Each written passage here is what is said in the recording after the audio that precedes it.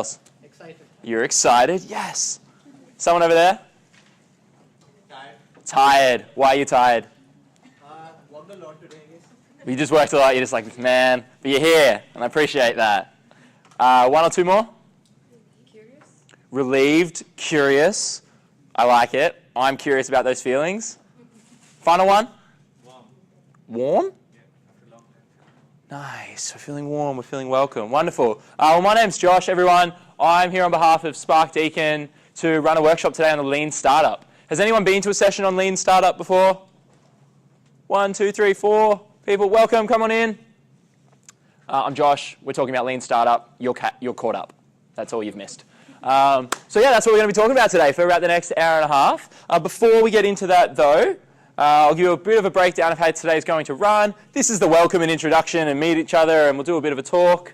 We're joined by the wonderful Kieran, who I'll introduce in a moment. We're then going to dig into the workshop for just over an hour. So we'll go through some principles of the Lean Startup. You can ask questions at any time. I'll try to make it super interactive to keep you engaged. And then we'll have a few minutes at the end to ask questions. So if you want to talk about your own startup or about the process or Spark or anything like that, you're welcome to. Quick show of hands, who was here last week? Awesome. That's a great conversion coming back. Cool. And why are we here today? So for those who wasn't here last week, quick show of hands. Wasn't here last week. I swear that's more than half both times. I'm not, it doesn't matter. Cool, whatever. Let's go with it. So last week, they were here, but they weren't here. Exactly. I just want you to be here today. So last week we talked about design thinking. So I'll give a bit of a summary about that. The reason why we had last week and this week and these future weeks, what are they all about? Spark Deakin for the first time is running 5 completely free on-campus at Burwood workshops on entrepreneurship and the startup kind of fundamentals. So we started with design thinking last week. We're moving into Lean Startup this week. We've got one next Wednesday. Who's available to come next Wednesday? Yeah, nearly everyone. Okay, I'm holding you to that. A few like tentative hands. You're like, oh, I don't want to commit. And then we've got 2 in the final weeks with guest speakers as well, who come in and run their own startups and are going to talk about branding and pitching your idea.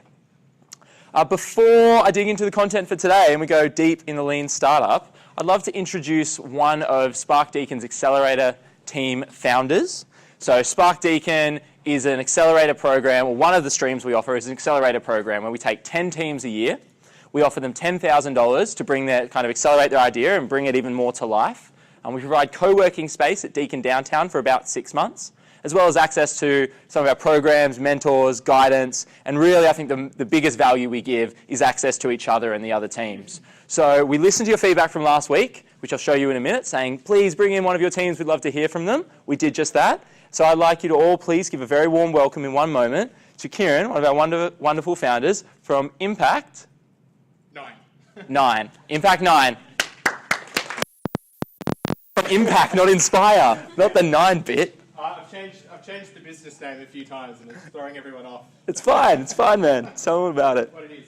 So yes, I'm Kieran, co-founder of Impact 9, and our mission is to support parents who have children with autism to access on-demand, evidence-based training.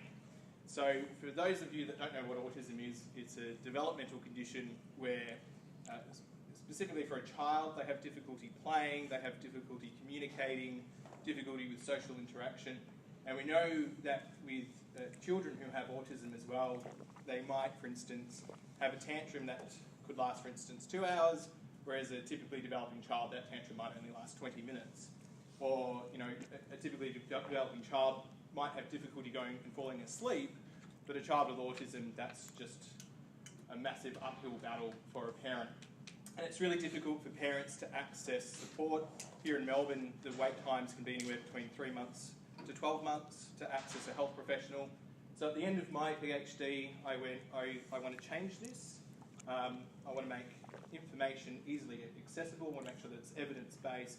And so I've been working on an EdTech solution where parents can go online and access this information all through the support of Spark Deakin. So we're on my journey. It was about this time, probably a few months earlier, but this time last year where I started attending Spark events. Started just going along to these events, networking. Hello. I went basically to as many Spark events that I could, tried to get as much information as possible. At the end of my research degree, I went, right, let's sort of like tackle this, not knowing anything about business or the startup world or how it actually operates. One of the best things that I did, and actually one of the teammates, Catherine, hello, I did a hackathon, which I strongly recommend. Yep, absolutely fabulous. If you haven't done a hackathon, you know, you're in a room for 2 days trying to work on a product, building a product and pitching this product and learning very quickly whether you've got a market that you can actually take this product to market or not. So, and you do the lean startup in that as well. And also then applied for the Accelerator program, which I got into the pre-Accelerator program where we ended up spending a week with Saba, Karim, and I forgot the other guy's name. Before my time. Nick Myers. Nick, there you go. Nick Myers, where they basically took us through with our ideas, and we basically workshopped for a whole week, which was invaluable but very intense. And then 3 days after that workshop finished, we were pitching in front of judges and a panel of about 30 other people in the room. And then, yeah, I was one of the teams that got in, which was really exciting. So now we're 3 months into the program. I have to say it's a very fast learning curve as well, and it's really exciting for someone who doesn't have much business experience to have that support and to very quickly be able to reach out in the community and go, hey, I've got this problem, or I'd like feedback on this, or what do you guys think? Being able to have access to people's networks as well. Actually, when I met Josh introduced me to a friend of his or a colleague of his in the autism space, which was really great to connect with. And it's a very supportive environment. It's very pay forward, which is something that I really like. And the next 3 months are going to be quite intense from my end. But very exciting news. I also got my first paying customer the other day, so that was exciting. Woo! So that was a nice milestone to hit. So I'll open it up for a bit of Q&A. Yeah, sure. Does anyone have any quick questions? So it's like you're providing support coordinators, or you help them out? What's the basic idea of your startup? Yeah, so when basically 3 months ago, like I pitched my idea, but sort of had to go back and go, right, I've really got to do the customer discovery interviews. And when I spoke to over 100 parents, which was quite time consuming but really important to do.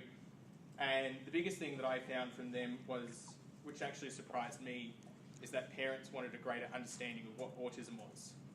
And I was coming and going, but you want interventions. You want to know interventions. And the other biggest thing came from is like, how do we access funding? So that has actually told me that the products or the courses that I've been working on, I more or less actually need to stop and make sure that I'm focusing on explaining what autism is and explaining how they access funding. I put together courses. I got that out to parents who I asked, there's no charge, just get online, can you review these, can I get feedback? I got some really good feedback about the products and that I am solving a problem for them, which is really nice. And I'm now at a point where I've got to start refining my courses and all that. Good question. Yep. How did you come to your idea? What was your background? Like, what was your experience? Yeah, so my PhD was autism and quality of life, and I have worked in the autism space for 11 years as well. So, and I guess from that time as well, I'd known that there had been a need for some time, but to really sit down and work on that problem, I had to sort of wait for my research to finish before I could actually give it the thought. But it was something that I had been itching away, going, I wanted to solve this, and that's why I kept coming to Spark. Spark events are starting to learn. Yep. Can you tell us a bit more about the evidence-based training for the parents or for the children or for the adults? Yeah, so it's at the moment, I guess our customer is parents, and we're training parents, giving them strategies so that they can apply or interact to, I guess, strategies that they can apply to their child. So my background being in psychology, we've put together, I guess, frameworks so to give parents training in like understanding what autism is, or we give them understanding in theory, and then we say, basically, if you've got a child who's having a meltdown, have you identified why they're having a meltdown? What function of behaviour could it be? If it's because they want attention, then these are the steps that we would take. And by doing these steps, the evidence says that you will reduce meltdown. So it's getting parents to identify those parts. But it's what a psychologist would do anyway. We might be just respectful of your time as well, and just one more question if we can. So if you've got a burning question. Okay. I don't know if this question will be rude, because I really want to know how you make profit. How we make profit? Yeah, because $1 million question, because literally. I'm currently on my placement. I have a child. I'm working on it. Who has autism. Yeah. And I know I searched the information. I know our government provide the funding for that.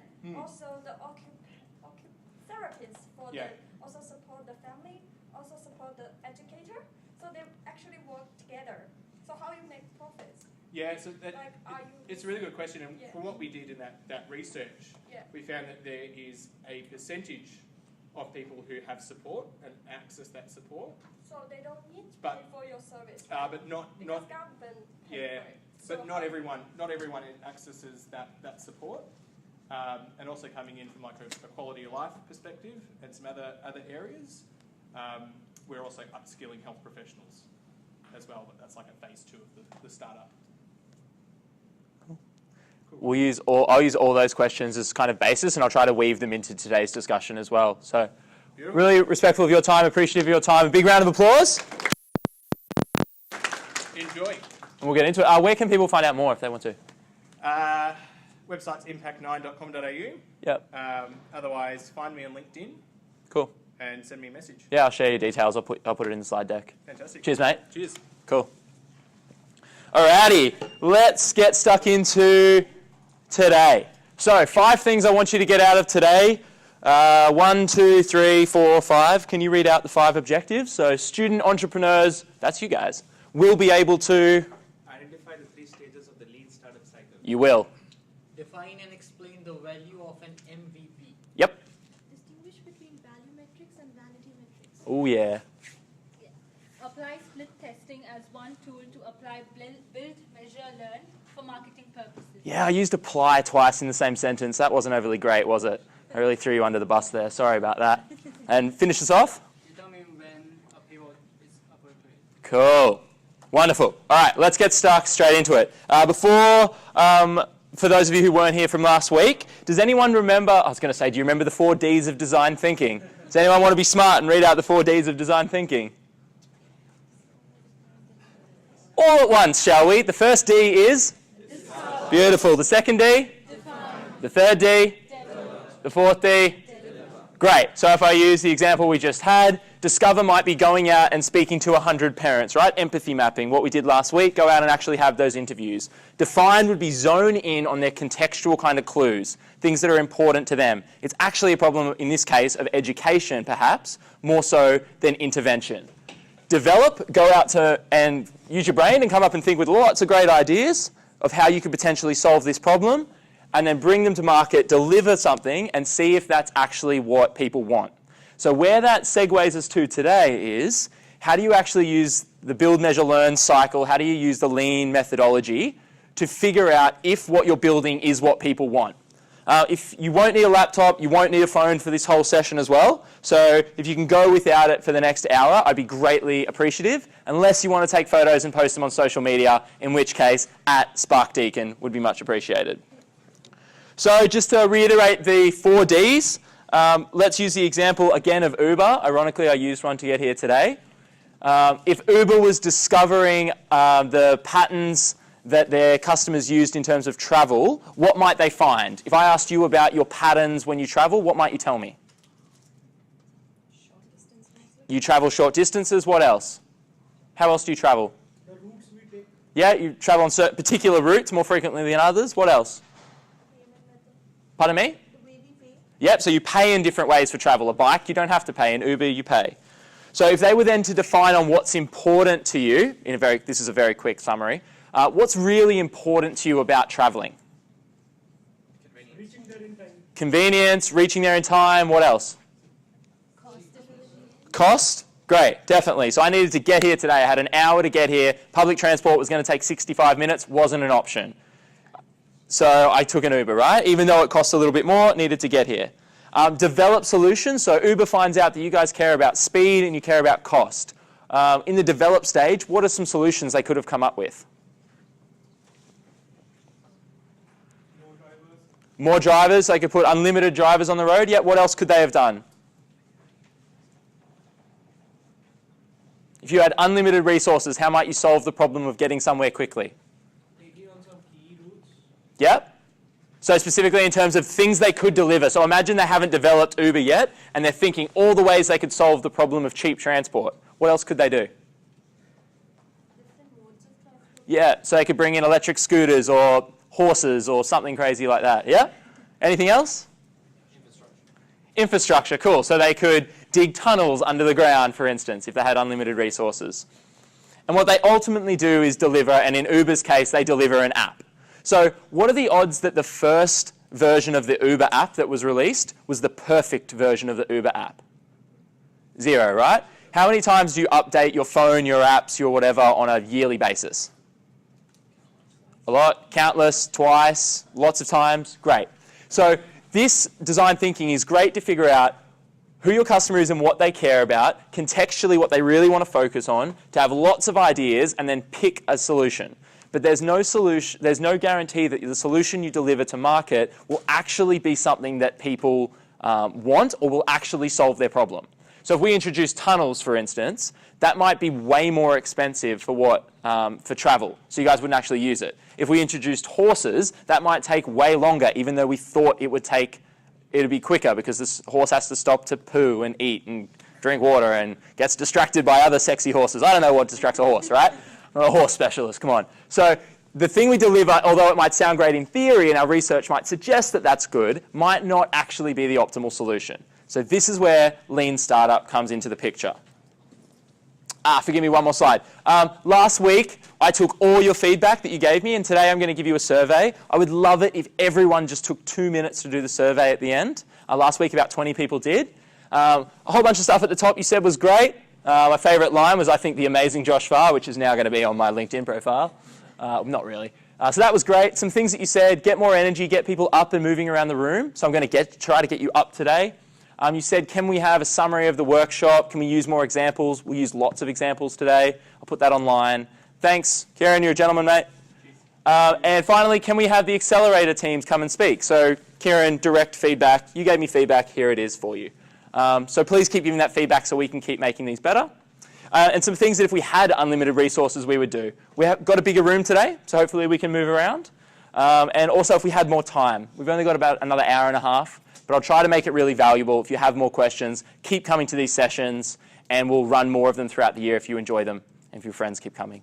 So that's that. All right, let's dig into the lean startup. So, question 1, discussion. Ideas equal money. Why or why not? You've got who in this room has a great idea? Who's just got a great idea that they know business in that? Anyone? Who's ever had, okay, let's rephrase. Who's ever been in the shower and thought, you know what, I've got the next Uber, I've got the next Facebook, I've got an idea, I've got a solution to a problem. Has anyone had this experience? A few people, maybe half the room have had this experience? Okay, so what stopped you turning that great idea into a full-time, super profitable business? What else, what was missing? Someone's already done that, classic. What was your idea? News extraction. News instruction? News synthesis. News synthesis. Okay, cool. And you're like, someone's done it. Nah, put it to bed. All right. What else? Sorry, go again. Lack of knowledge. So what was your idea? Give us a rough. Social enterprise. For what? For a label. A label? Yeah. What's a label? Like a brand. Like a fashion label, right? So you're like, I'm going to have a social enterprise that's a fashion label, and then you found Homey, and you're like, that's it. I'm done. Someone's already done it. So lack of knowledge, so you need to learn more about what specifically? I guess how to structure it properly. Structure what properly? Like structure the model. Okay, cool. Great. And then find yourself here, right? So one of the things here is, I'm not saying that if you have an idea, you cannot turn that into a career, quite the opposite. But I'm saying that if there's an idea, that alone might not be enough. That if you need knowledge, you can find it, right? At events like this, we'll run you through these different stages of how to build up an idea. So awesome, and I'll buy one of whatever product you're making when you ship it in the end. I keep saying that at these sessions. I keep buying these random things. I've got a backpack full. Honestly, it's a problem. One more. Who else had an idea that didn't turn into a business instantly? Yep, down the back. Lack of team. I sent the idea to the Accelerator also. It was regarding selling pets. Packs? Pets. Dogs. Pets. Selling dogs online. Dogs, birds. Okay. Yeah, I sent it to Accelerator also, but I don't know. And what stopped you turning that idea into a business? Lack of team. The more people I would have in the team, the more refined would be the idea. A lack of team? So you didn't have the right team, like the team and support to pull it off? Okay, so potentially you didn't have all the right skill sets that you needed, right? You didn't have everything you needed. You didn't know everything that you needed to make this actually come to life. Sure, definitely. So from a quick note on last week, but it comes up again.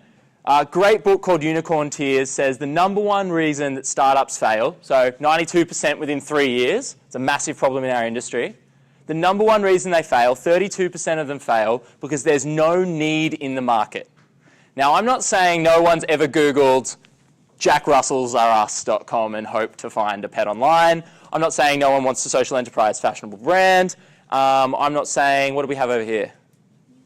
The first one? News. Synthesis for news. I'm not saying no one needed your particular version of news. Not at all. But what design thinking did, what workshop number 1 says, is figure out if someone actually has a problem that they're experiencing or an ambition and build a solution that solves that. So someone's ambition might be that they want a pet, but it might not be. If you offer them online, maybe they can't find it. Maybe they're worried about delivery and the pet comes in a box and all of a sudden it's not so wonderful and it's this tragedy and there's lawsuits on your hand. I don't know. But the number one reason these startups fail is that there's not a genuine need, even though we might have had a brilliant idea in the shower once. So where does Lean Startup come into that? Lean Startup, and we'll see this a lot today, is focused on 3 stages. Now I should say, a lot of what we're going to talk about is based on the book called Lean Startup. Has anyone read the book, Eric Ries? No? Nearly no one. Awesome. Great homework. If you're not a reader, if you type Eric Ries, R-I-E-S, into podcast, like the podcast store, you get a whole bunch of his free podcasts where he talks about the Lean Startup. If you're a video person and you pop it into YouTube, you'll see a whole bunch of talks where he's in video form talking about the Lean Startup. Or if you're a reader, you can download the book. It's like $15. So what Eric says and what the Lean Startup says is there's 3 sort of stages to the Lean Startup, commonly referred to as build, measure, learn, and all, based on last week, about value. So what normally happens is, say we're in the shower and we have a great idea, common kind of entry point. What the Lean Startup says is to get towards a business model or to figure out if something actually delivers value in the real world, once you've got that idea, maybe once you've gone through the design thinking process, is to build a solution as quickly as possible. The MVP, which we talked about at the start, stands for minimum viable product. And minimum viable product in our world is something that has the least amount of time and money and infrastructure invested to actually test if your product, what you're building, delivers the value that you want it to deliver. So, say let's use the example of the online pet store. I'm going to see if we can go with this one. So we've got the online pet store, so that's our great idea. Now, how might we build that? You might say, okay, on the weekend you've had this idea, you're going to build a website, online pet store, great.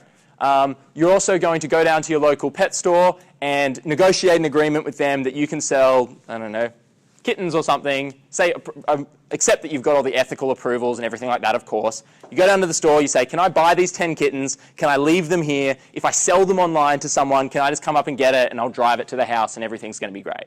And they say yes. So that's your built solution. Then you go out to market and you might push this out into the world. Maybe you put it on Facebook, maybe you do some ads or something like that. And you say, does anyone actually want to buy a little baby kitten on an online store that's delivered to you in a nice little bow or whatever?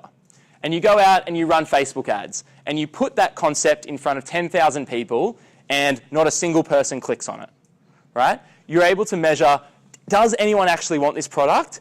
Get the data out that maybe they don't. Or maybe you put this on Facebook and you have 300 people click and say, yes, definitely, how quickly can I get a kitten? I want a black one, I want a white one, I want 3, why don't you sell puppies? Can I buy a bird off you? Who knows, right? And you open up all these possibilities. When you've got that data, you learn what people want. Oh, actually, people would love to buy birds off the internet, but they actually don't want to buy kittens off the internet at all. So you get back up into here in your idea and you go, well, they want to buy birds. So what if instead of negotiating this deal with kittens, we actually sold birds and you've got through the cycle once. You've changed your idea. Now, what the lean methodology talks about is that the point of this process is to get through it as quickly as possible, as many times as possible. So the reason why you have version 1.1, 1.2, 1.3, 1.4 of Uber, of Apple, of whatever sort of software you use, is in a software perspective, it's really easy to create a new product, measure how much people are using that product. Maybe you look at satisfaction rates on the Uber app. How much do you rate this app? They bring in it, they change the color or the logo, satisfaction rates go up. They're like, wonderful, we've figured out that the satisfaction rate goes up. They reintroduce it and everyone gets the new app with those new features. Does this kind of overview of this concept make sense? You build something, you measure if it actually works, you learn the lessons, and then you re-implement them and try to get through as many times as possible. So step 1, what does he talk about? Defining value. This is really key. So this last point is kind of the take-home message here, that any additional work on top of what is required to start is waste. So has anyone ever tried to launch a product or a service or a business before? Yeah? Yeah? What happened when you tried to launch it? Or what was the product? Okay, it was an education-related startup. Okay. So we were trying to provide career information for students. Career information for students. All right. But how long was it before you started talking to students about what they wanted?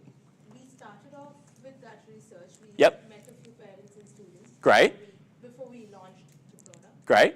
About 2 months of actual research. Yep. And we had sort of an MVP. What was your MVP?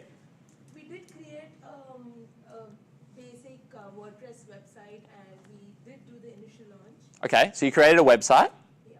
Great. So how are you measuring whether that's getting to the next stage? So you created the website, right? So you're like, we're going to build a website, and people are going to go to that, and they're going to do something, and we're going to measure if they're interested. Yeah. Let's come back to that because I think I might be getting ahead of myself. A second example, someone else who started a business. What did you build to start with? Yep. I was into home loans Okay. back in India, Yep. and we tried to get leads online Yep. by telling people how to compare the different rate of interest among the banks. So when you said you were telling people how to compare the rate of interest, what was it that you built that you put out into the market? It was a website, strategicmoney.in. It was a website. We created a website, and people we were promoting it through Facebook and Google. And generally we used to get leads out of it. Cool. And then my team used to go and crack into it. So Nice. yeah, it was.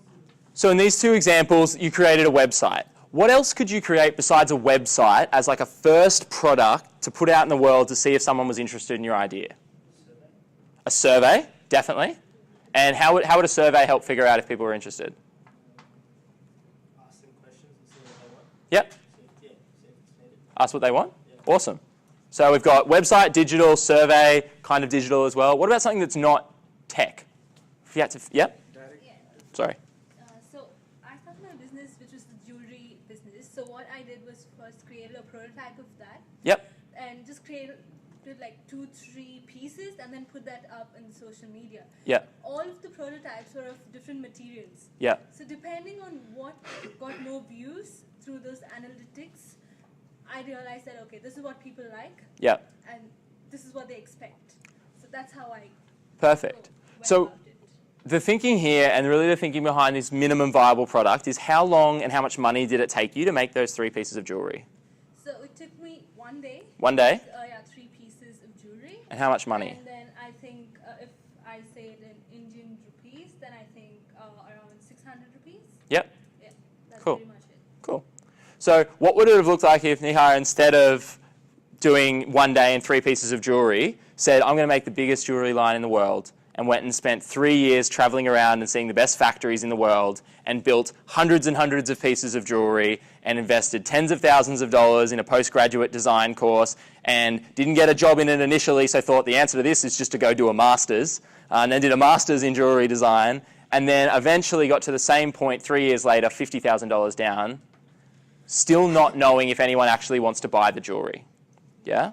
So this idea is to say, in this build value stage, it's to figure out, are we actually building a solution that people want?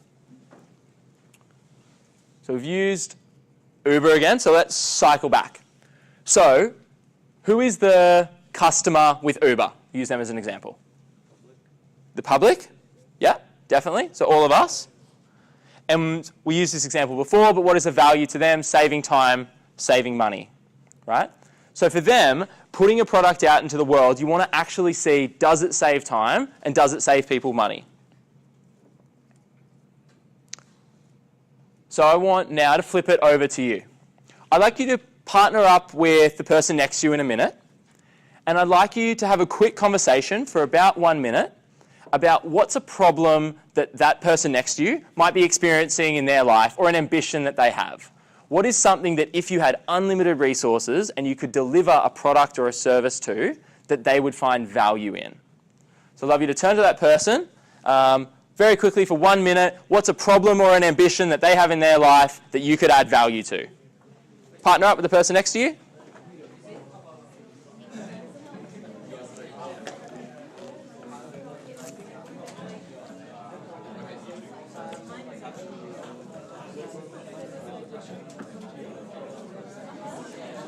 This is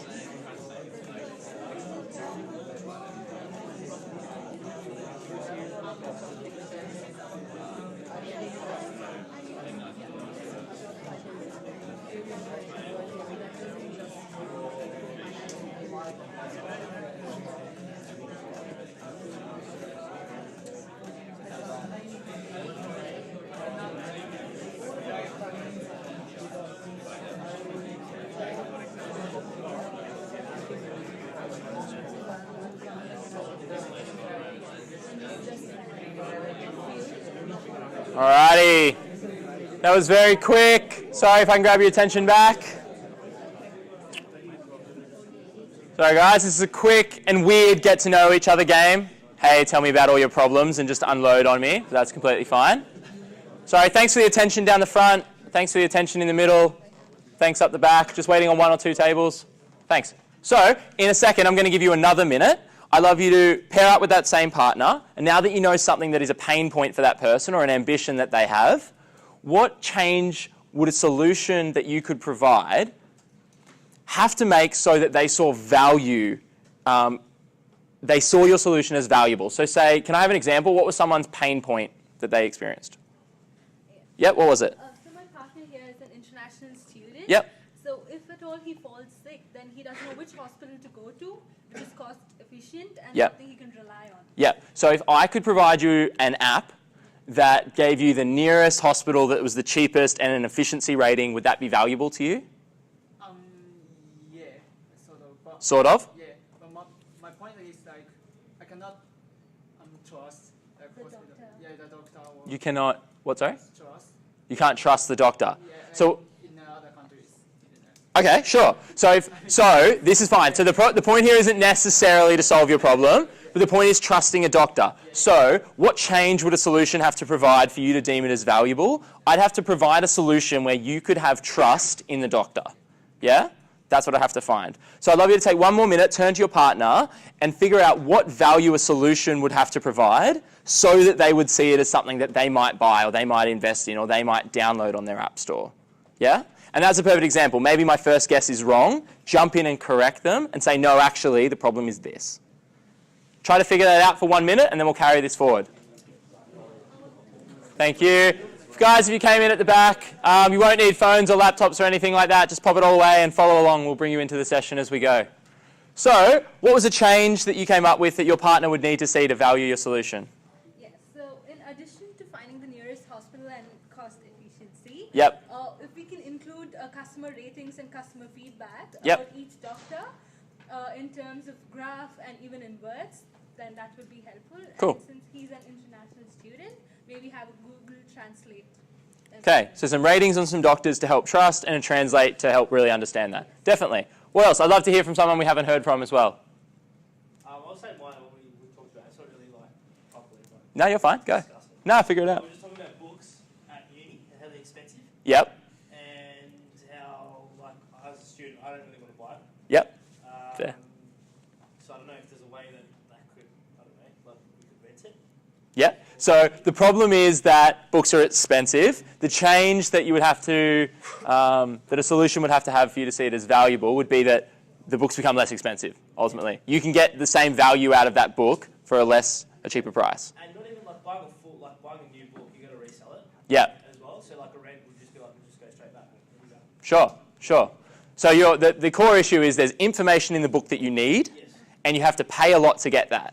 So you want a cheaper way to access that information, right? Some of you who were here last week might be like, this is kind of similar to design thinking. It is. We need to do this little part of build so we can actually have some ideas that we can take into the measure and the learn. So bear with me as we kind of do a very quick version of design thinking.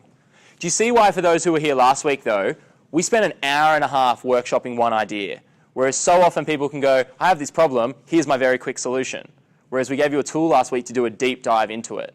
So this is sort of almost a bad example of how to do this first stage, but following on from design thinking, you'd have this solution. So you want information in a book, you need it cheaper. What else? All right, great. Another pain point, another solution. Distance. What do you mean by distance? How is distance a problem? Last week I came up with this idea. Great, cool. So What's the pain point? eradicating distance from like if you're a cloud student, you don't get that physical involvement. Oh yeah, yeah. And it works in relationships as well. Yeah? People are far away from their homes or so just to eradicate the distance between them. So the problem is to form relationships, if there's physical distance between you, that's a barrier. Yeah? So for something to be valuable, do you have to close the distance? No. Or do you need another way to build that relationship? Yeah, we can do that via technology. Yeah, so if you said you had a cloud student that you wanted to build a relationship with, or a partner that was overseas, or a friend that was overseas, if I could deliver a solution to you so you could meaningfully build a relationship with that person, that would be valuable to you. Yeah? Cool. Maybe one more? One more problem, one more solution. Yeah? So basically, my main problem as a student is to find the motivation to study. Okay. To know that, hey, I'm going to do this today. Okay. And really study with it. Sure. So that's the main pain point. Yep. So we were thinking about a solution for that, and we came up with the idea of maybe a cross-platform where, so like a study buddy program. Yep. Where in the university we can find another person who's doing like our same course and maybe the same major as well, and we could study together and basically be a cross-motivation platform. Sure. So we'd have to provide motivation to you for you to see a solution as valuable, whether that was through a buddy or some other way that we motivated you. All right, wonderful. So step one. So if we were to, before we go into measuring value, if we were to build a very quick version of some of those ideas, how might we do that? If we were to say start with a buddying program, if you had to start a buddying program next week and see if it actually delivered value to students, how could you build a buddy program? Any ideas? First, find out what percentage of students are actually motivated and start early when they Yeah? Yep, so say we just assume for this, and this is, you're going back into design thinking, which is perfect, so step out of that. If we go into, say we knew that 60% of Deakin students wanted more motivation. So say that was established. And we were like, we're going to start a buddy program and see if that solves the problem. What could we do to start one next week? Why not base it on something that's already done, like Tinder for study? Tinder for study, right? So you could, all right, so let's work with this. So we're going to create, so let's go with this. This is a perfect example.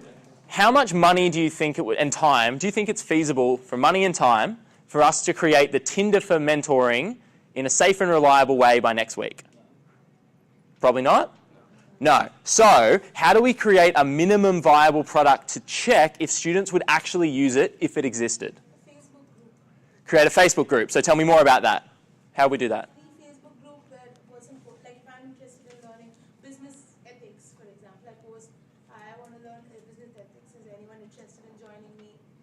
Sure. It's free. It's Sure. So we could start a Facebook group. We could all invite one friend each, put 100 people in this Facebook group, and then what might we do to actually see if that's delivering value? Take a poll. Take a poll, yep.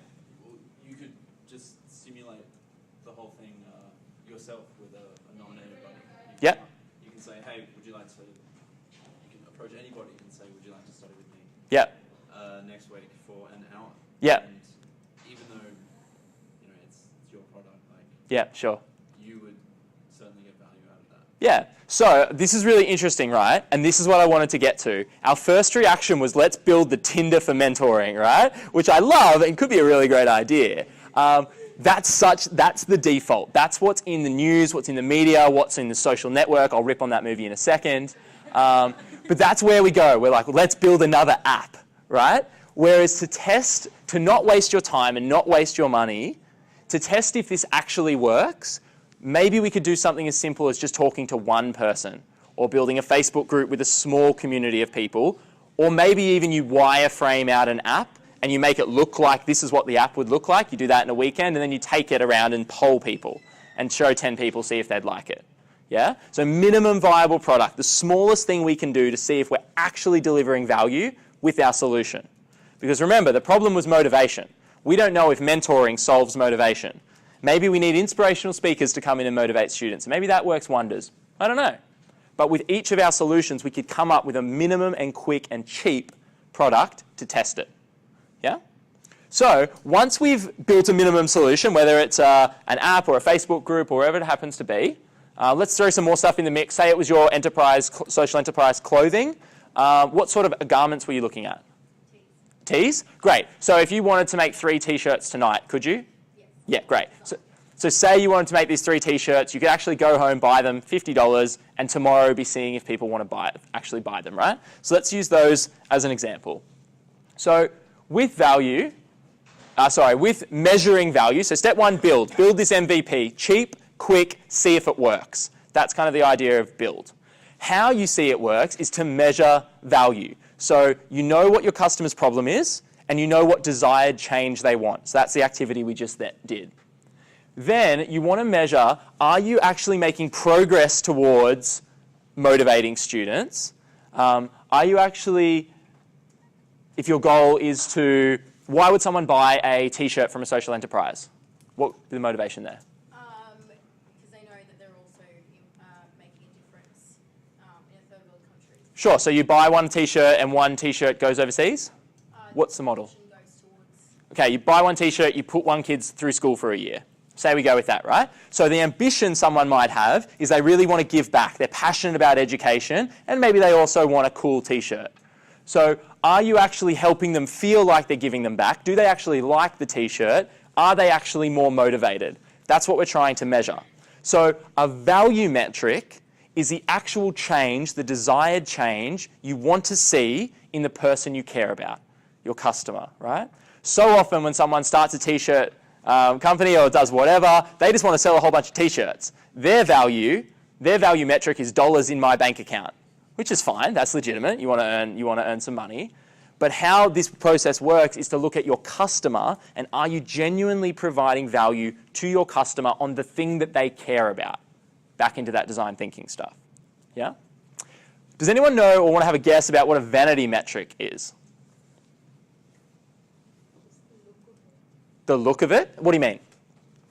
Just how it externally appeals the product. Like for example, your T-shirt, just how good it looks or how good it makes people feel. Yeah, and how might you, and say we were to deploy this shirt, we've made these shirts, we take them around campus tomorrow, we're deploying them, we're putting them out in the world. How might you measure if people think they look cool? What you were saying. No, almost though. Well, maybe. Yeah, purchases could be one. If people, like, they buy them, you're like, great, this is valuable to them. And you're like, is it though? Or maybe.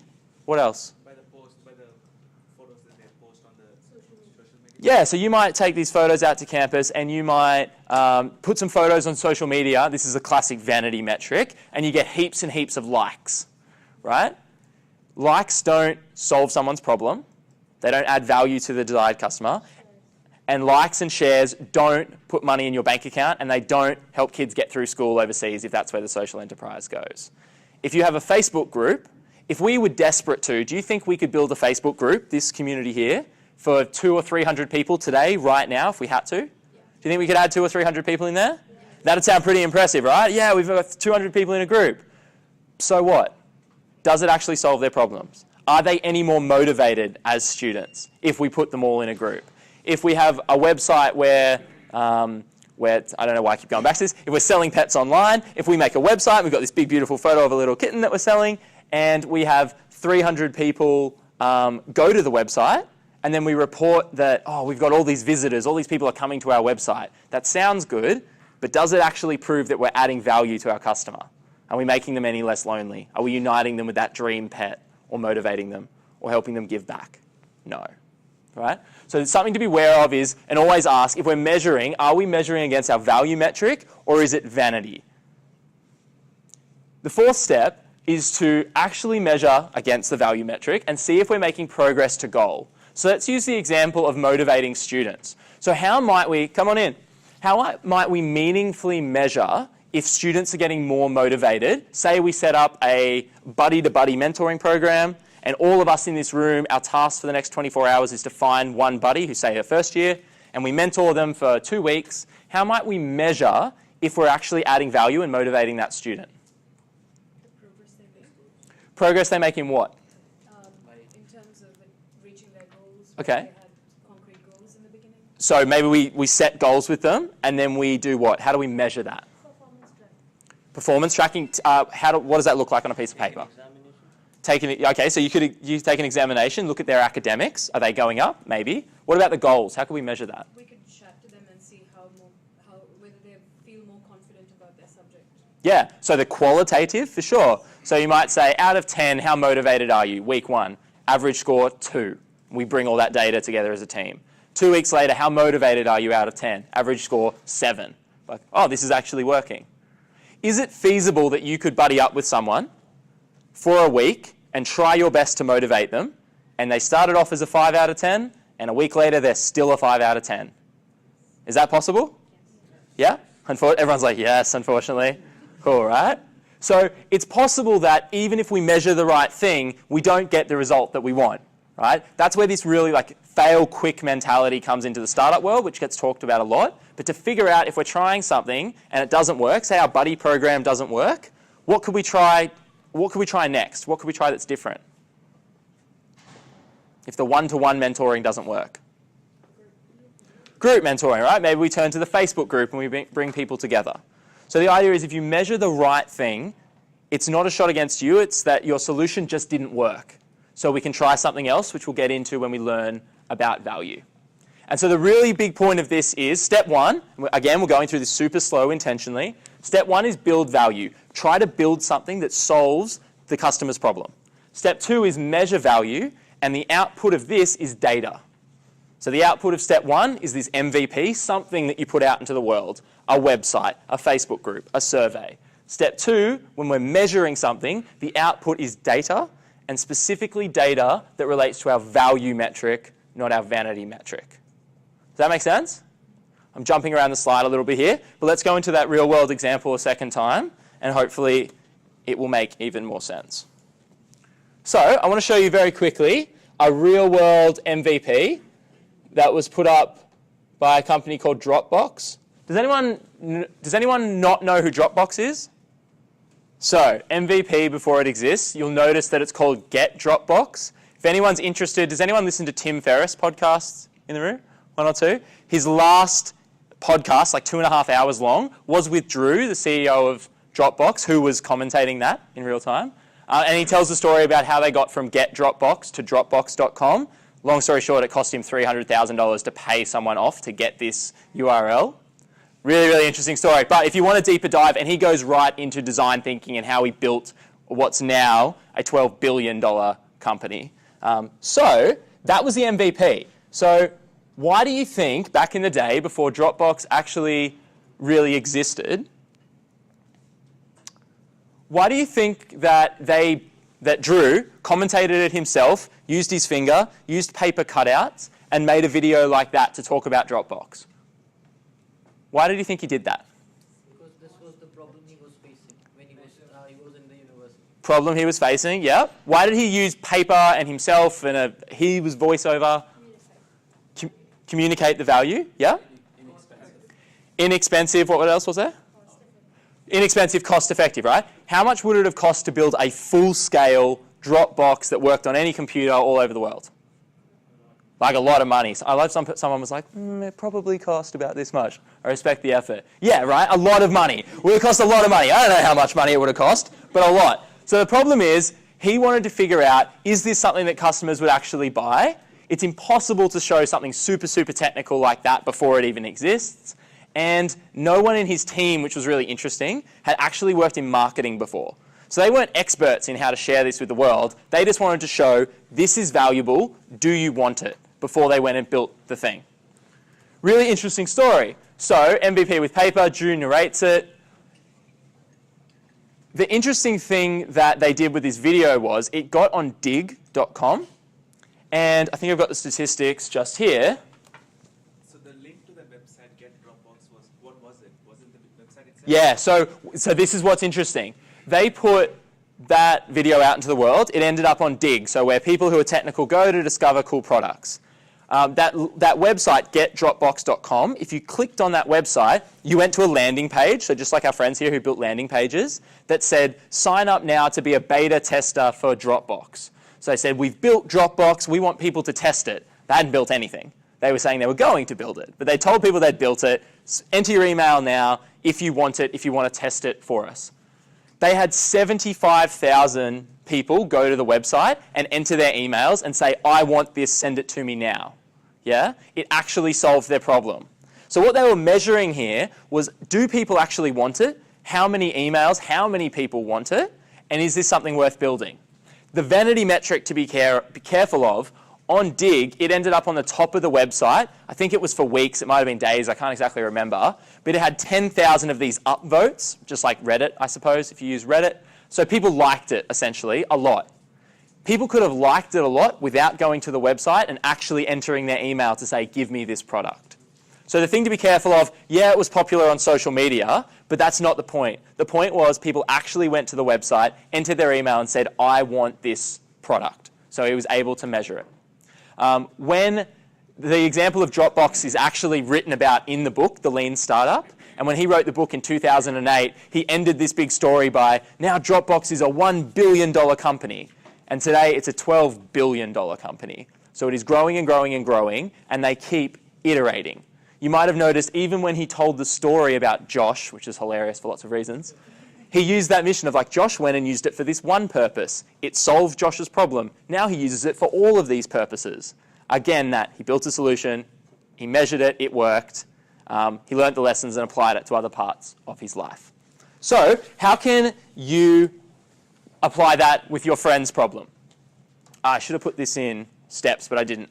So you figured out what change your solution would have to make to provide value to your friend. So it would be a trustworthy doctor, if it's motivation, if it's, what do we have down the back for the problem?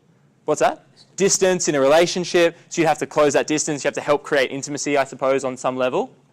So we've talked about how you might manage that goal, measure progress towards that goal. So I'd love you to turn to your friend and practice this in real time. Imagine you had a solution that could solve that problem for your friend. What's the thing that you might measure? And what's the data that you would be looking for to give you the confidence that we shouldn't just build an MVP, we should go out and build the whole solution to this problem? Does that make sense? So maybe turn to your partner, a quick recap on what their problem is, a quick recap on what value you'd have to provide, and then try to think of a way that you could measure that value. Yeah? 2 minutes to do this. Turn to your partner if you're new to the room, grab another partner or join a group. Alrighty, I'll bring us back together. Sorry, it was a couple of minutes longer than anticipated.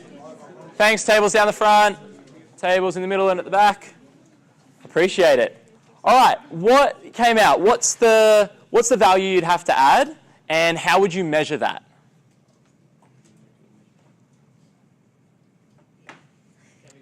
Yep. So this one was on finding a study buddy. Yep. So how can you measure it? Is that you get basically customer feedback. Yep. How good was your study buddy? Yep. So this is really subtle too. Your problem, because I know this example, was on students being motivated. Your solution, your MVP was let's have a study buddy. You could get feedback on how good was your study buddy. You have the best study buddy in the world, but be no more motivated, right? So it's making sure that, kind of, yeah, a little bit, yeah. And I suppose it's measuring anything that isn't adding value to the core problem and trying to like trim that off. So it's just like, are you more motivated, yes or no, and how would we measure that? What's something that we haven't heard from? A table maybe, or a pairing that we haven't heard from yet?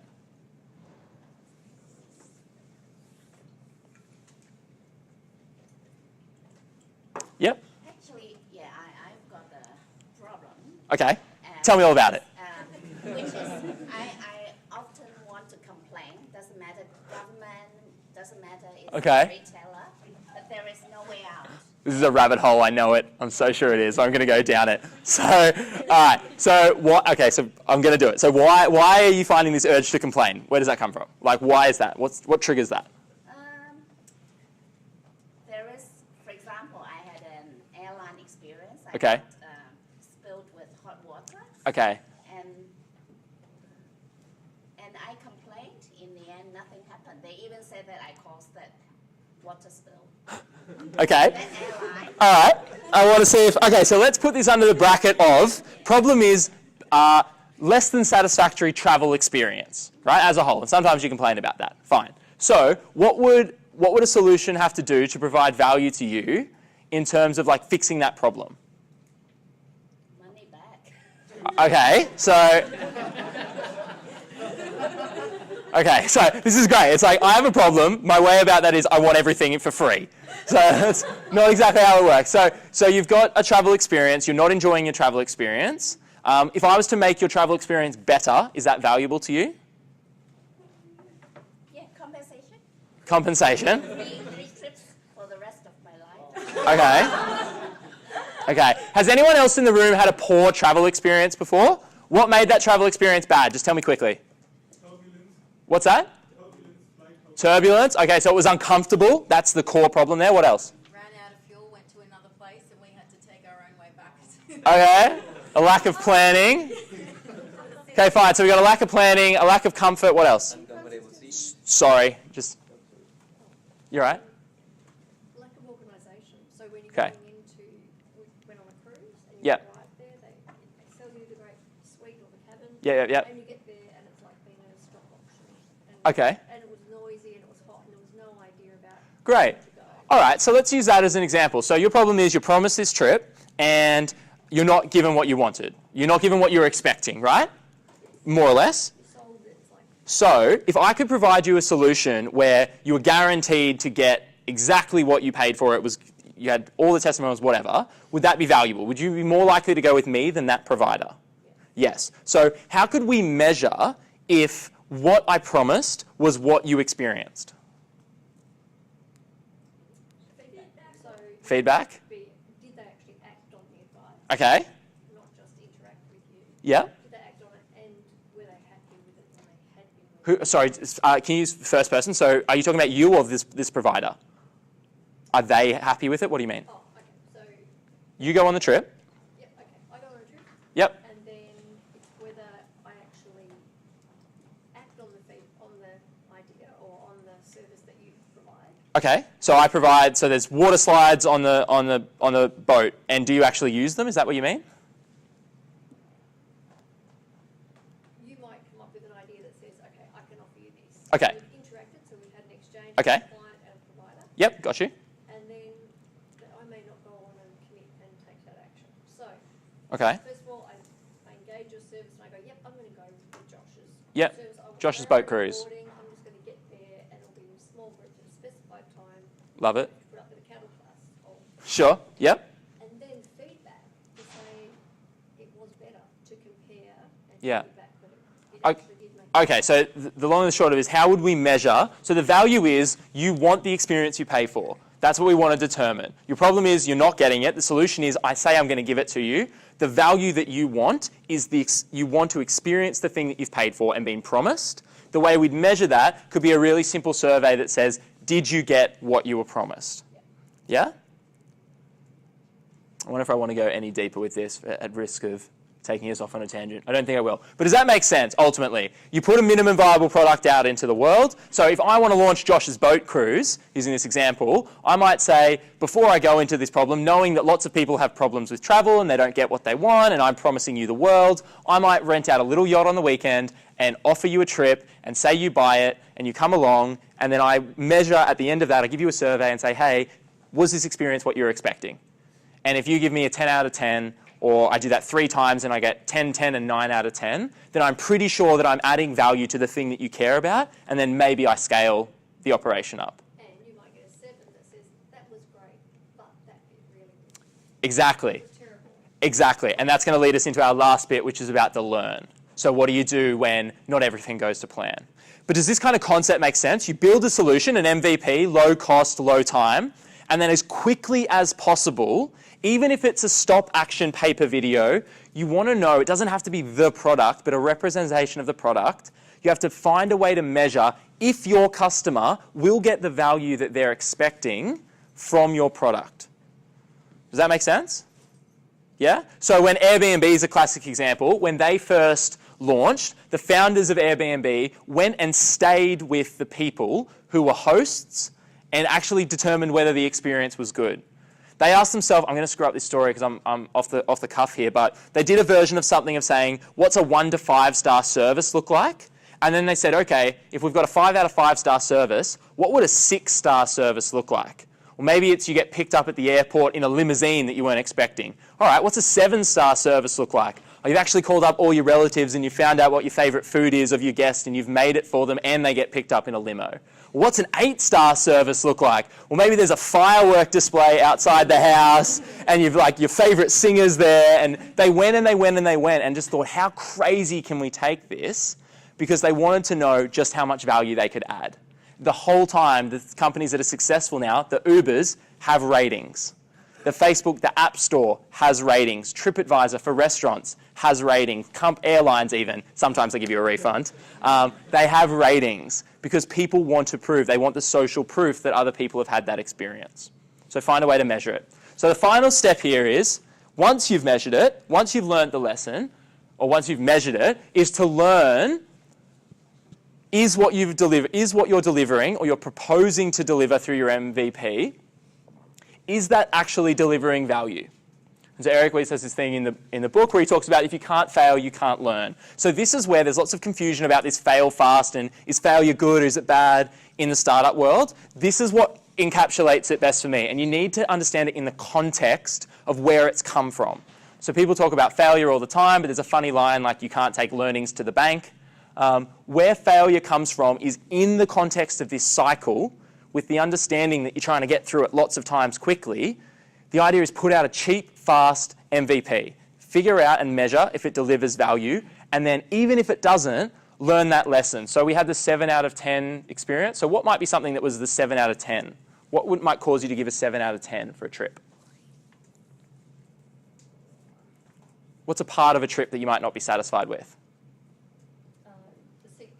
So you might not be satisfied with the seat. So I promised you the most comfortable seat on the plane, and you know that there's a better seat over there with more leg room, right? So I can learn that. I failed to provide you the value that I was promising, but now I've learnt the lesson that if I'm going to write a dot point, best seat in the house, it has to actually be the best seat in the house. I've learnt that, and I can implement it the next time, yeah?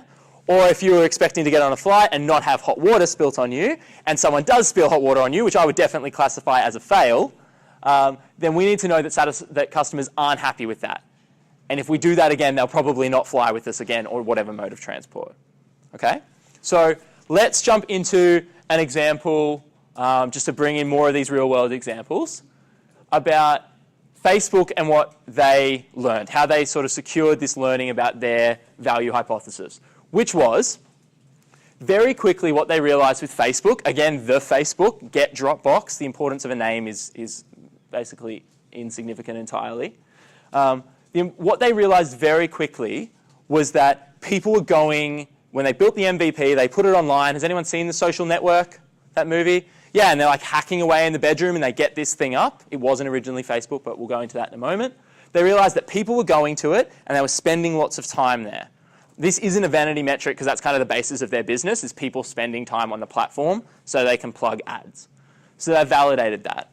What they went to next, which is going to be the topic for next week in the Business Model Canvas, the second thing that really impressed investors was that people were using it, almost 3/4 were using it very, very quickly. So they were growing. They actually had a business model where they didn't have to spend money getting new users initially. People were jumping on board. So we'll go into the business model bit next week. But why this is important for the learning is, what was their minimum viable product? What did Facebook put out into the world? They had a page up, right? They had a web page up. What did they measure? They measured traffic. What else did they measure? Active users. What else?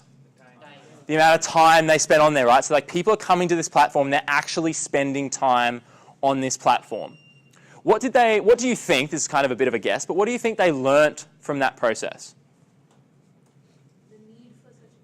A need for such a product. And this is subtle. It's hard to see up here. This was the original landing page, popular consumption at Harvard University. The age group as well. So what did they learn there about the age group? What do you? The market, the target market. The young generation, the people who are from colleges, who are getting out of colleges, maybe they are interested in social networking. So they validated the idea that yes, people at Harvard want this, right? That was great. But what they also realized, what they learned through this process, this is a bit of a success story, of course, because it's Facebook, was that people outside of Harvard wanted this. And when they left Harvard, they might have still wanted their Facebook page. And so they eventually expanded to lots of other colleges. If say we've got that solution and we've got your 7 out of the experience was a 7 out of 10, and you've given me that feedback and I've measured that, I could learn that I need to give you the best seat on the plane if that's what I promise. So that's a little iteration. I'm learning that. That's a very quick and easy adjustment. A pivot might be, we take you on this cruise and you give 3 scores of 3 out of 10, and it's not at all what I'm promising. And I realize that I'm not actually in a position to provide the best possible cruise, even though that's what we've promised. So we might say, pivot's normally described as like 1 foot in something you know and 1 foot in a different direction. I might say, I know about the travel industry, but I'm not in a position to provide you the best cruise. Maybe I'm going to go into guided walking tours or bicycle tours or a different part of that industry. So I might actually change. So just let me check up on this, scheduled meetings. Okay, great. So for this step, say and this is kind of hard to do theoretically, so I might move to the example that I've got prepared. But the kind of concept about learning here is if you go out and measure, you might not get the response you want. But it's how you then implement that in the next version of the product. How do you iterate and make your project or your product better and better each time, that you make it more valuable for the next users? So I'll use an example so this makes a little bit more sense, because that was really hard to do hypothetically. I got confused. I don't know if anyone else did. These are 2 different Facebook ads. So a way that you can figure out to go through the build, measure, learn cycle quite quickly would be to post Facebook ads. So these little orange arrows are the things that are similar between these 2 ads. So imagine this company, AdEspresso, is posting a free ebook online. The things that are similar are it's the same page, it's the same button up the top, you're still asking people to download, you've got the same text, heading and content. But what's different about these 2 ads? The image. What else except for the image is different? The text up the top is different as well, right? So you've got a different image and a different piece of text. So this is what we call split testing. Has anyone done split testing before? One or two people? Great. So Facebook does it all the time. Apps do it all the time. If we all open our Facebook app right now, and I don't want you to, we'd all have more than likely slightly different versions of the app because they're constantly releasing different versions to test how people use it. So in split testing, they're selling the same product. Their idea is that they want to provide this ebook out to the world, and in marketing, they do this all the time. What they're trying to test is, does the text up the top or does the image create a different behavior in the market? Does seeing this image make people behave differently? What does the data say down the low? So what have they measured? So that's build. So they've built 2 different ads, step number 1. What have they measured, step number 2? So what have they measured though? More clicks. So they've measured clicks. So how many people click on each ad? Yep. What else have they measured or calculated? Cost per sale.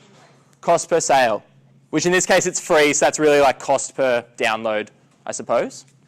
So they've measured clicks, and what else have they actually measured? Sales. So they've seen how many people have clicked on the ad, and then how many people have actually sold. I'm guessing it's a sell, but how many people have actually downloaded the ebook? And it's really different, right? So the cost on this side, it only costs $5 per download over here, whereas on this side it costs $9 per download. So which ad would you prefer to run? The first one on the left, right? So if your sole job was to sell lots of ads, and remember at the end, sell lots of ads, sell lots of ebooks, and at the end of the day, you think this ebook is the best thing in the world, you've built it, you want to take it out to the world and help people with their, ironically, lead generation. If you were to use that ad and you measure that people actually prefer clicking on that one, what lessons could you learn from that to make your advertising campaign better the next time? What could you learn knowing that that works? Just add the letter free. Add the word free. Would you want to add the word free? What happens when we add the word? That attracts many people. I think so. It's simply just the word free ebook. Yep. That attracts people. So we can guess either, and this is kind of subtle here, is either the free in the text is really important, but it's technically down here as well. It's just a little bit harder to see. But we know that if free is up the top, we think if free is first, that actually turns people off, potentially. Looks like a spam. Kind of looks like spam, right? The message is clear in the left side. Message is clear in the first one. It's free. In this side, it's not that clear. And so this is where we've got to be careful, right? So we've changed a couple of different things on one side. We know it's performing better, that's definite, and we're trying to figure out exactly how we get it to perform better. So this is where split testing at a bigger scale works. So this is what marketing companies do all the time. So you might have those first 2 images or the first 3. And you might say, we're going to build these 3 images. We're going to make them in Canva or something like that, and we're going to put them out into the world. Good like growth hacking or good split testing would then run those 3 images all with the same title 1 or the same text at the top. So you notice in that previous ad how they had 2 different messages and 2 different images? Is it possible that the text is what turned people off and the image had nothing to do with it? And is it possible that the image turned people off and the text had nothing to do with it? Yeah. Because you don't know, right? So in like scientific method, you have 2 variables. Whereas what this does is provide a framework to say, if you were to use the 3 different images and then use the same tile 1 on each, all you're changing is the 1 variable. You're just changing the image. And you might find that the first image, 50% of people click on, 10% of people click on, and 90% of people click on. So what image do you think is the best? 90%, right? That's the one you want. Then you might go, okay, we're not going to use those 2 images. We're going to use this image, but we're going to try 3 different versions of the text. 60%, 5%, 10%. Which title are you going to use moving forward? 60%, right? Because you've learned, you've measured it, so you're iterating. So you're going, okay, we tried these 3, we built them, we learnt that the click-through rate is best here, we're iterating, we're only going to use that. Now, we're building these 3, we're measuring the click-through rate, we're learning that the 60% is the highest, we're just going to use that. And then you might go deeper, so you've got this photo of a heart, you've got this beautiful title here, and then you're plugging 5 different areas of text or in 5 different subgroups of customer segments or something like that. You build these 5, you measure it, you might figure out that this is for accountants, this is for dance students, this is for engineers, this is for zoologists, this is for flight attendants, and you might realize that your free ebook with this great title that you love is actually 10 times more popular with flight attendants. And it's like, boom, you've discovered that that might be your market for that piece of content. They see it as valuable. Does this kind of overview of a concept make sense? Yeah? So with the split testing, do you run the ads like at the same time, or you do So, it, let's say 1 week and then you do yeah, so there's different ways you can do it. People have different views on this.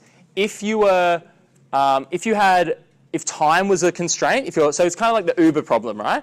If you had a lot of money, but you needed a solution by Christmas, maybe you'd run all of these 45 down the bottom at the same time. You might say, I want to take 3 different images with 3 different titles in 5 different interest groups and run 45 versions of the product. If money was a problem, which normally it is for startups, but you have a little bit of time to kind of play around with, you might say, well, I'm not going to put a lot of money into it. I'm going to go row by row. So I'm going to test these 3 images, figure out the best one. Then I'm going to test these 3 titles, figure out the best one. Then I'm going to test that image, that title, these 5 interest categories, and isolate the best one. So one's quicker, one costs a little bit more. So one example of how you could go through this loop 3 times in completion to get towards a solution that's significantly better. So we're nearly at the end.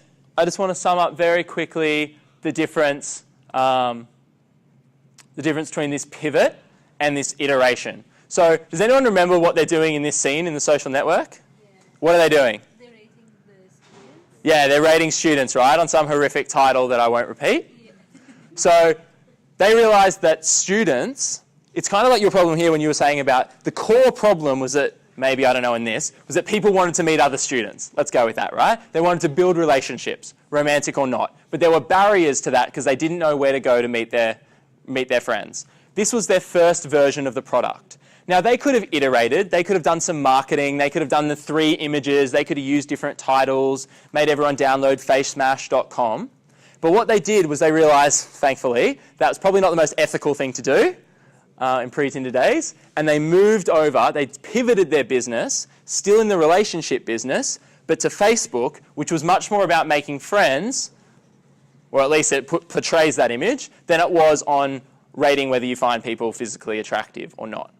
So as a really good example, if you're ever curious about this difference between an iteration and a pivot, an iteration is largely sticking to the same product and trying to make it better and better and better.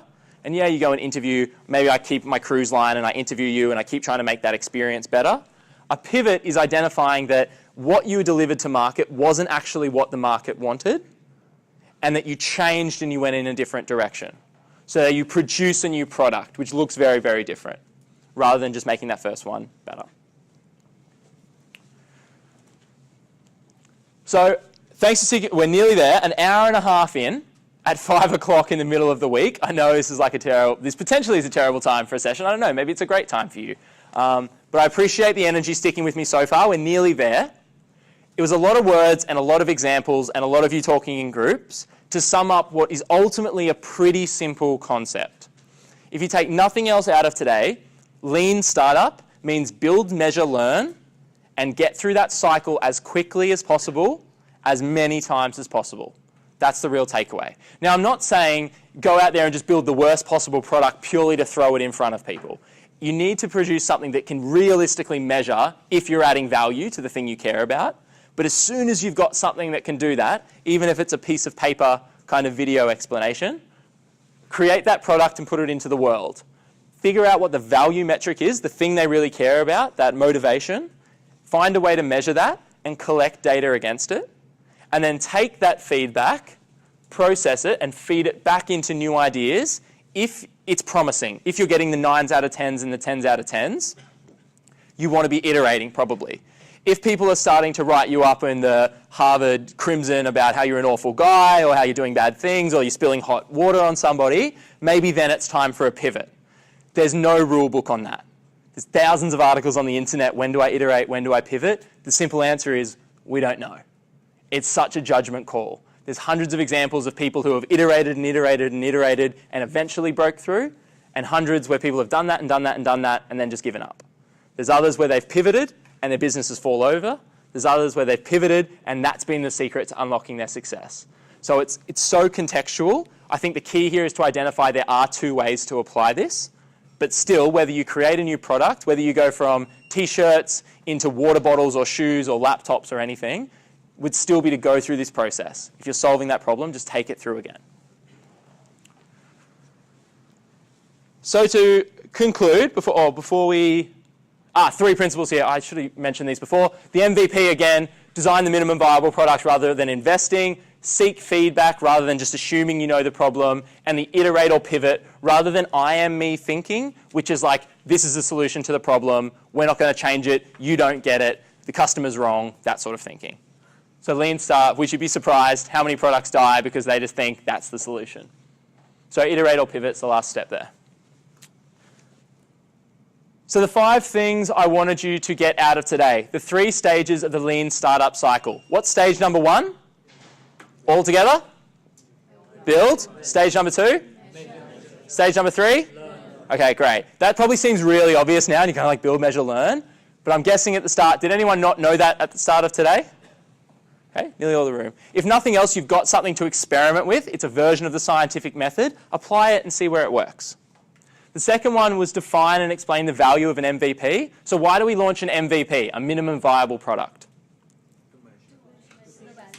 To measure, to save some money, save some time. Yep. Make the product better. Yep. So we launched something originally to just get something out there and to get that feedback, to have something to measure. You can't go to step 2 unless you've got something to measure. Distinguish between a value metric and a vanity metric. Does anyone want to offer up what the difference is in their own words? Yep.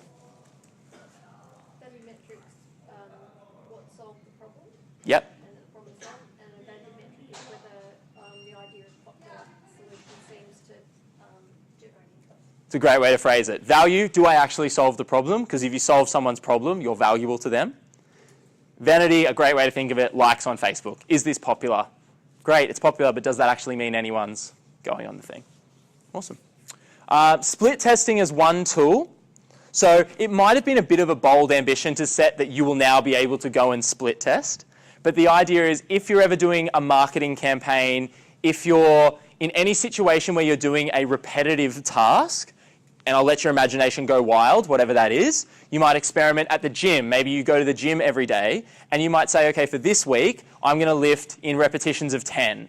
And next week, I'm going to lift in repetitions of 6. And maybe that needs to take longer to really see that out. But you can try these different ways and see where you get different results. And then you're like, oh, actually, I get stronger if I lift in repetitions of 6. Now I'm going to try going to the gym 3 days a week for a month.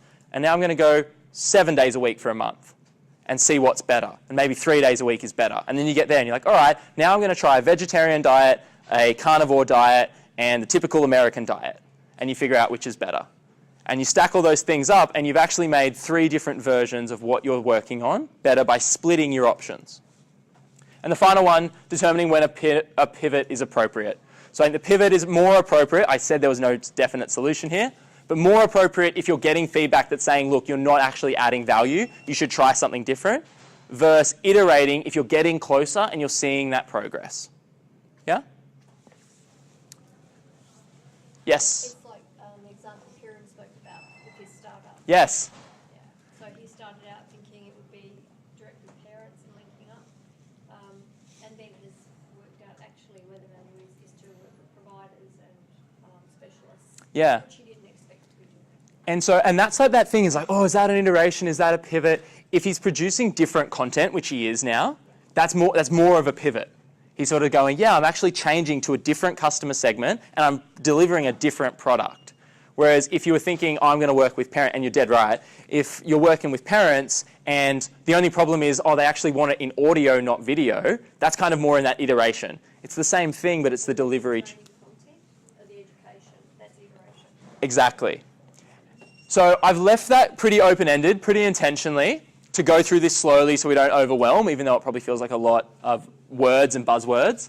Next week, stage number 3 is business model canvas. So what Business Model Canvas looks at are questions like that of what are the different customer segments? Should we be producing something in physical form, audio form, video form? How do we market and get our messages out to people? What sort of partners should we be working with? How do we price our products? How do we quantify our value? And if we've done design thinking and we've solved a real problem and we've done lean startup, we've done the build, measure, learn cycle a few times, and we've got something that we've taken to 20 people or 100 people like Kieran, and they've said, yeah, we really like this. How do you put a sustainable business model behind it so that it can be profitable, sustainable, grow, hopefully employ people, and add the most value to the world in the future? So that's what we'll be looking at here. In the last 2 weeks, we'll maybe explain next week. We have a few minutes left, which... I left that as AM. That's so silly. I didn't edit that at all. We're actually right up here. I've gone a little bit over time, not in the AM. Does anyone have any questions? Yeah? They will be available. So I'm trying to find the time to stitch together the audio and the slides. I'm aiming to do that tomorrow from last week and maybe even today if I can.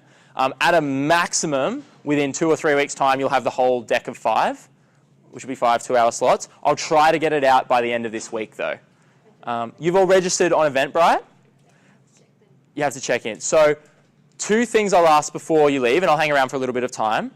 Can everyone please, before they leave, check in with the Eventbrite app? Do you just want to jump up very, very quickly? So before you leave, if you can just make sure you come up, see Nihar, and check in on the app. And also, before you leave, can you please do this little survey up the top and let us know what you thought of the session today? Other than that, any other questions? Yes. Oh, all right, 1, 2, 3, and then if you want a survey or anything like that, it's great. Yep. Yeah. You mentioned that measuring value. Yep. One important step was surveys. Yes. What else is out there for us to measure that value? What other ways are there to measure value? So let's think of something off the top of your head. What's a product that you use in your daily life? Is it subjective to each? Yeah.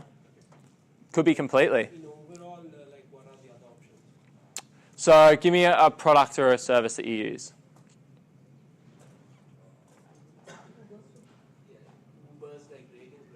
Uber's ratings. What else? What else do you use? What's that? Netflix. So how might you measure? That's a good one. So let's take it a little bit past the MVP. So say you've got Netflix out there. How might they measure the value of Netflix? Pardon me? What's TRPs? Yeah, so they might say, because they can see all our data from our accounts, right? I hope everyone knows that. If you watch it, you're telling Mr. Netflix exactly what you're watching. So they might go to Josh's account and they might say, okay, for January, when he bought his subscription, he watched 10 hours of Netflix. February was 20, March was 30, April was 3, June was 1, and then he cancelled. So they might say, okay, what's happening in there? What's that value of the value they're giving me is access to shows. What's happening in there that stopped me actually using the product? Or you might say, what's another way they could get feedback from us? They might show, you know how they show recommendations on the app? They might say, how often are people clicking on our recommended shows? And they might say, this is really ridiculous, I don't know why it would be. Maybe for guys, when they recommend shows, that guys are always clicking on them. But maybe when they recommend them to girls, the girls aren't clicking on them at all. And then they might look into that and be like, all right, why might that be? And say if it was a really silly algorithm, like for when they recommended shows to guys, it was always ones with male leads. And when they recommended it to girls, it was always ones with female leads. And so they might say, well, actually, that hypothesis that men do click on male leads more may be true. We don't know. But it looks like the hypothesis that females clicking on movies with female leads is not true. So they can kind of discount that and try something else. The value being what Netflix is trying to deliver is products that they think you will like. Because our problem that we might have as consumers is, has anyone gone to Netflix and just started scrolling and has no idea what they're going to click on? Yeah, pretty much everyone, right? Everyone's like, yes, every day, right? So that's a real problem that we have. It's great because we're already in their platform, but it's a problem we have. So if they can solve that problem, it's valuable to us.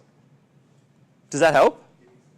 So it's looking at, and this is where big data comes in a lot. Big data is huge for this because they can figure out where we use their products, when we use their products, how we use their products. There were one or two more kind of thoughts? Mine was just regarding the slides. Yes. I didn't attend the last week's Yeah. presentation. Would that be accessible to me? Yeah, we'll make them available. I keep saying we'll make them available. The long story there is I've just got to stitch together the audio, so from today into the slides, and then we'll put them up. But yeah, you'll definitely have access to all of them. If not by the end of this week, definitely by the end of the trimester. No worries. Yeah, 1 and 2, and then I'll... Can we give a brief explain, because I also missed the last... Yep. Yeah, last week. So can you give a brief explanation what you did on last week? Yeah, were you here right at the start of this session? No. Yeah, so we did it at the start. So probably the best thing is just to wait for us to share the... Oh, are you guys in here next? Sorry. 6 o'clock. All right, we'll be out in 3 minutes. Is that okay? Sure, yeah. Cool, thanks. Yeah, I'll make it available. The other thing you can do, go to YouTube, type in design thinking, watch a couple of videos, read a couple of posts about it, send me a LinkedIn message if you have any specific questions, and I'm happy to answer them. Yep, and the last one? I don't understand how to access Oh, that survey, if you type literally that into any internet browser, it'll pop up. So imagine it as like www. Yep, you can do it outside.